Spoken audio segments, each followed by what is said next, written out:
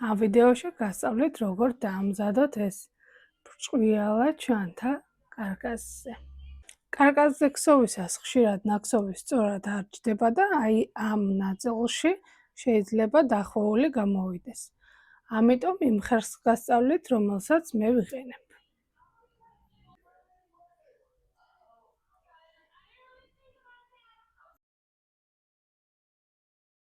ყველაფერი იწყება მასალების მომზადებით.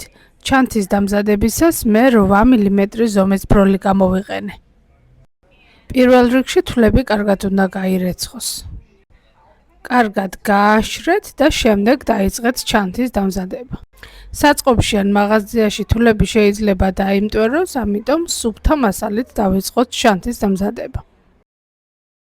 ახლა კი გასწავლით იმ ხერხს, როგორ ვქსოვ მე ჩანთას მეტალის კარკასზე. კვადრატული ფორმის კარკასზე ქსოვა შედარებით ადვილია. სირთულეს ასეთი რკალისებრი მეტალის კარკასი წარმოადგენს. როგორც ხედავთ, კარკასს პატარა ხვრელები აქვს. სწორედ ამ დანაყოფებში უნდა გავატაროთ ძაფი ისე, რომ თვლები სწორად დაჯდეს. პირველ ნახრეთში გაატარეთ ძუა, შემდეგ დაამატეთ ერთი თვალი და მესამე ნახრეთში გაატარეთ უკვე ორთავე ძუა.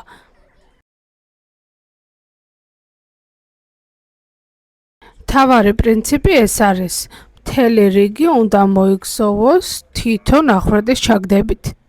კარკასზე ქსოვის კიდევ ერთი სტილი არსებობს, სადაც ასე ერთმანეთის დაშორებით, ერთი ნახრეთის ჩაგდებით, ზედა მხარეს სამ თვალს ამატებენ, მაგრამ მე ჯერ მხოლოდ თითო თვალი ამომყავს და შემდეგ ვიწყებ მთლიან ქსოვას.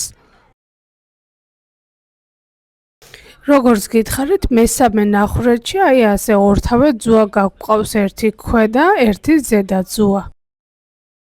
თან ეცადეთ ნაქსოვი დაჭიმოთ, მაგრამ ისე რომ ძაფი არ გაიჭრას. ასე ამოვიყვანეთ ორი თვალი.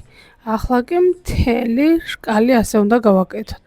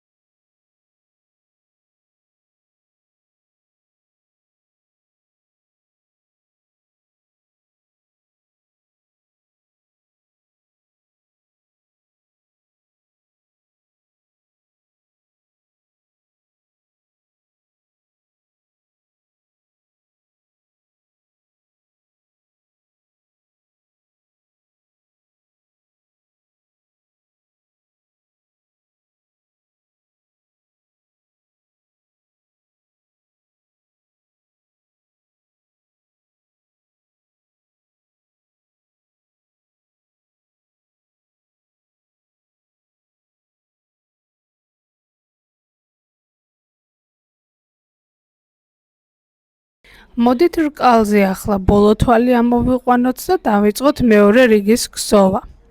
ქვედა ძუა ამოიყვანეთ ბოლო ნახრეთში და ორთავე ძუა გაატარეთ ერთ ბროლში.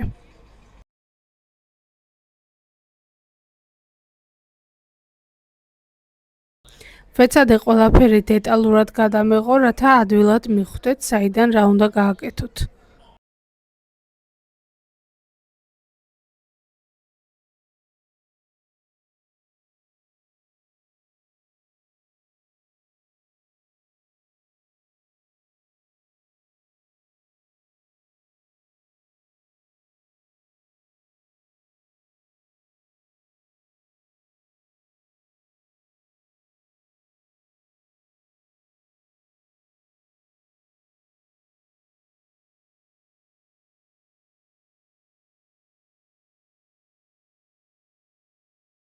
როცა კარკას ბოლო თვალიც დავამატეთ, ახლა მარცხენა ძუას დავუმატეთ 3 ბროლი და მესამე ბროლში გაატარეთ მარჯვენა ძუაც. შემდეგ ქვედა ძუა გაატარეთ გვერდით მდგომ ბროლში, ზედა ძუას კი 2 ბროლი დავუმატეთ. მეორე ბროლში კი ორთავე ძუა გაატარეთ.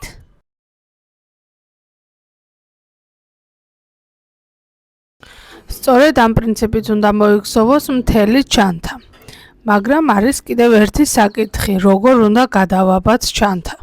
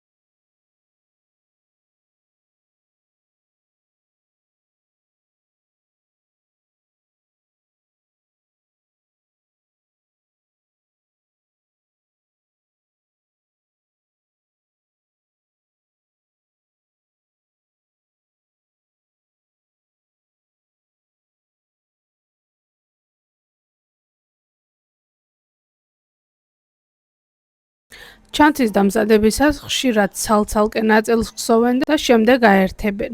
მე სხვაგვარად ვაკეთებ. როცა მესამე რიგის ქსოვას ვიწყებ, კარკასის ორივე მხარეს ვაერთებ. ამ ნაწილში კი დეტალურად ნახავთ, როგორ შეიძლება შეაერთოთ ჩანთის ორთავე ნაწილი. შემდეგ კი უკვე წრიულად ვიწყებ ქსოვას.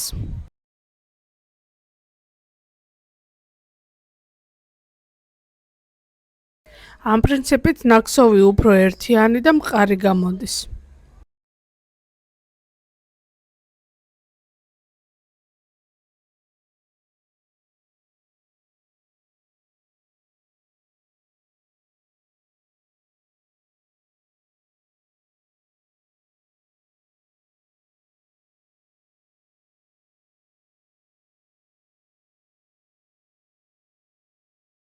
ბოლო ნაწილში კი ჩანთის ძირის დამზადებაზე ვისაუბროთ.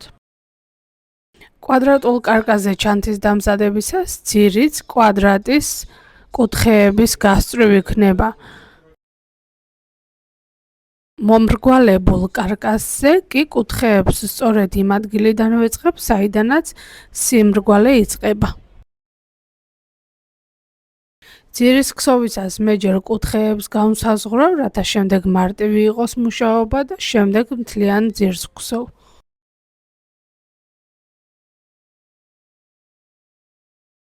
საბოლოოდ კი ასეთი ბრჭყვიალა ჩანთა გამოვიდა.